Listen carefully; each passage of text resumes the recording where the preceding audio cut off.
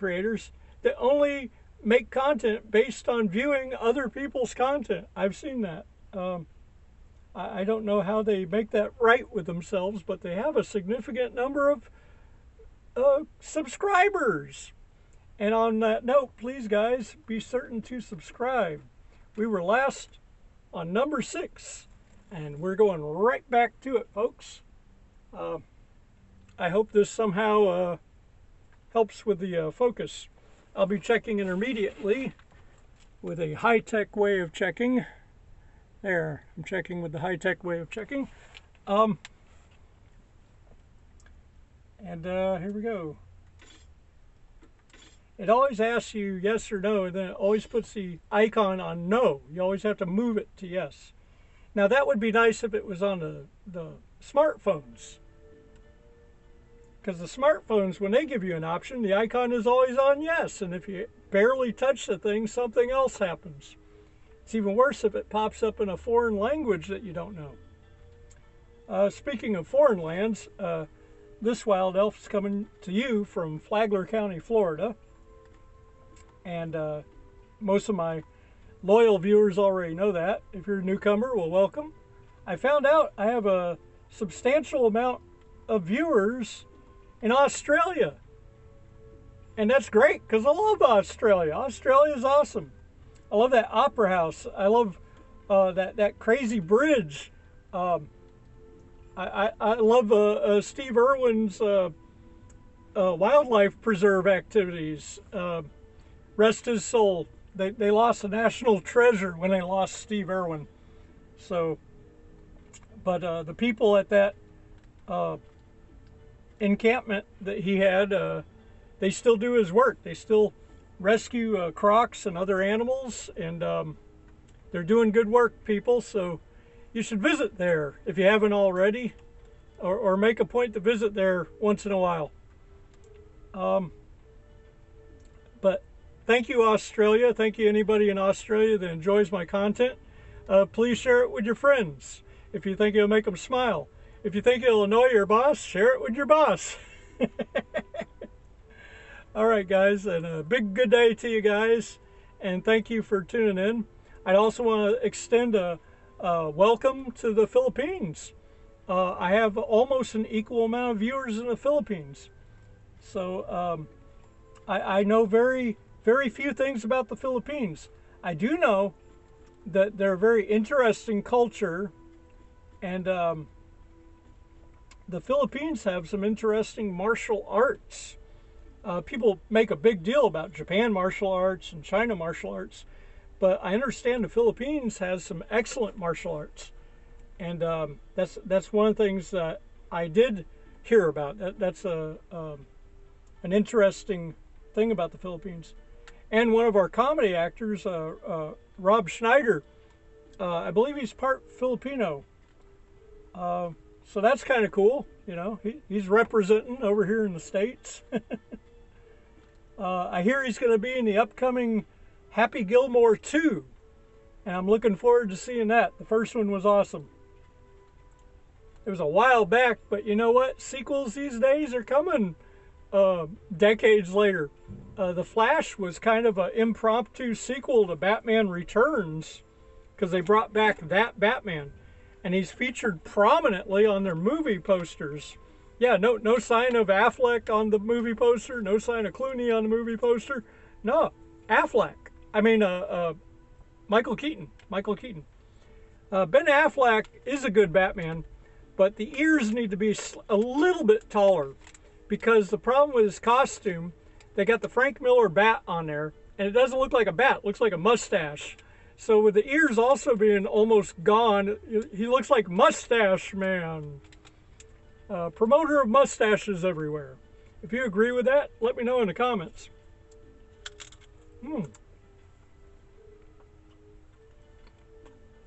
Enjoying my barbecue potato chips, as we call them here in the States.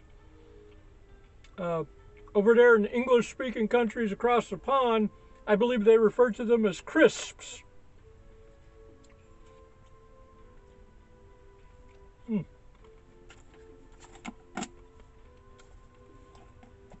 Yeah, the potato chips that come gathered into a can,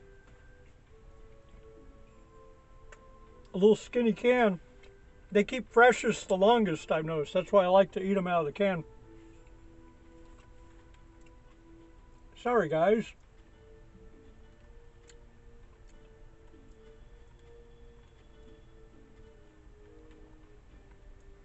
Yeah, my current channel, the longest videos that I'm allowed to put up are 15 minutes.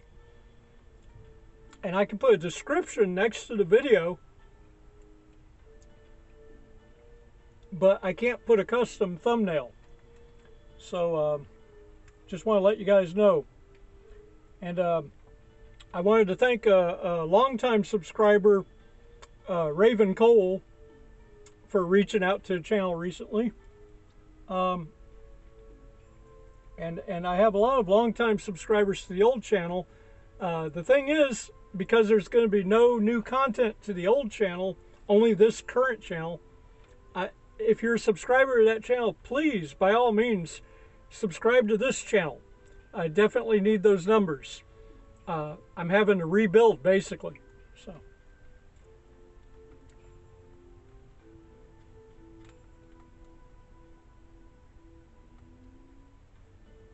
Yeah, Maguichi wants books. Eke wants various foreign alcohols and something. And Kotaro the Ninja, well, I kind of don't bother so much with Kotaro the Ninja. He looks like he's about 13 years old. He is a skilled warrior, but he doesn't take the nature of the battle against the Genma. That's who Jubei Yagyu is fighting. He's fighting the Genma. Jubei Yagyu in this game is the Oni warrior. He has a bloodline of the Oni. Apparently his dad was a great military fighter, swordsman, and he had a baby with a Oni woman. And the Oni are how to describe them? In Japanese culture, I guess the Oni are kind of like good spirits or almost angels in their culture. So that's what Onis are. So in a way, the translation for ONIMUSHA could be angel warrior or something. But and they fight the demons, so that makes sense. You know, they refer to the Genmas as demons. So the Oni are like angels, or an angel type spirit being. And so basically it's a classic battle of good versus evil, which is all the more reason. Hey there, lady. Yeah, you too. Ooh, okay. Now we're going to walk up this way. Always had an affinity for the beautiful Asian ladies. Still do. That's probably why I like anime so much. Even though most of the characters in anime don't quite look Asian anymore. They look, they got rounded features. The chibi influence is very strong in anime, even in the non-chibi anime. I certainly did. I bet she can. Alrighty. My friend has a channel called Ron the Peculiar. He thought that was the red light district, but no, that's, you go into any village back in the, was that the Edo period or the feudal period? Age of Warring States? What was it, 1580, I think that's what they said. Town of Imasho, gold mine town. No, ladies of that caliber would be in almost any village. That was a common thing in those days. One thing that's kind of fascinating, and if you enjoy movie acting or stage acting, you're probably familiar with the Royal Shakespearean Company, are you not?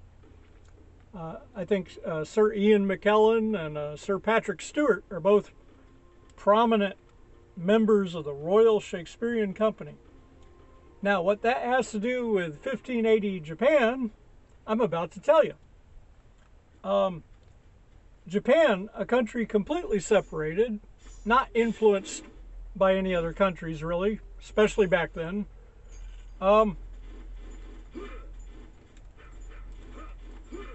They had a acting theater system, kind of like their version of Shakespeare in a way, called kabuki theater.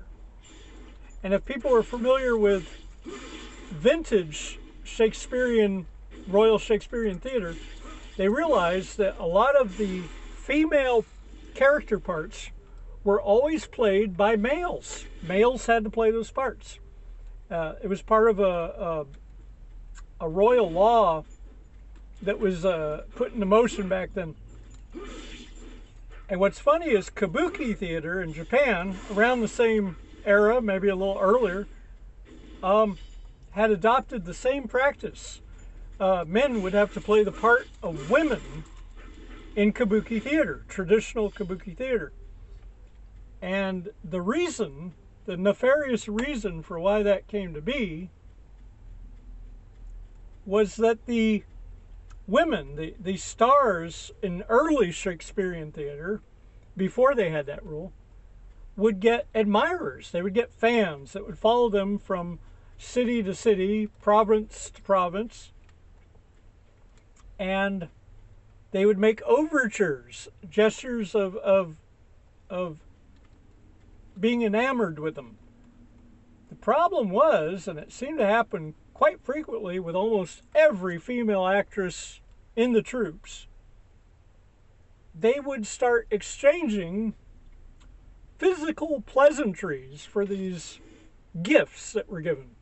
Eventually, it just became straight up pay. They were getting paid to have physical relations with men that would show up looking for them where their troop was playing. And needless to say, but it bears saying here, is this later got wind to the people running the Shakespearean troops, and what would happen was they would try to find a solution to this. And of course they would be strict and say don't do that anymore and all this and stuff. And it would keep happening because the women would just promptly ignore it because they liked the danger and they liked the money. And this was back then. There was no radio. There was no internet to blame their bad behavior on. And these were women that were somewhat educated, you know. It wasn't like they came out of the trawls of scullery maidom or something. It's not like they were illiterate or anything. But the money that was being offered to them was apparently substantial while they were making money doing these stage performances. And the point being, they simply wouldn't stop what they were doing. And because they wouldn't stop what they were doing, the people would, you know, naturally be quite upset. And when word of this started to get back to the royals in England, after they would visit different countries and whatnot, that this was marring the Royal Shakespearean Company, whose name had royal on it, Royal Shakespearean Company. So the royals didn't want to be associated with what was becoming a traveling brothel, essentially, or traveling call girl service. And so they made this official royal law that all the female parts had to be played by male actors, because the women could not be trusted to behave themselves and comport themselves appropriately in foreign lands.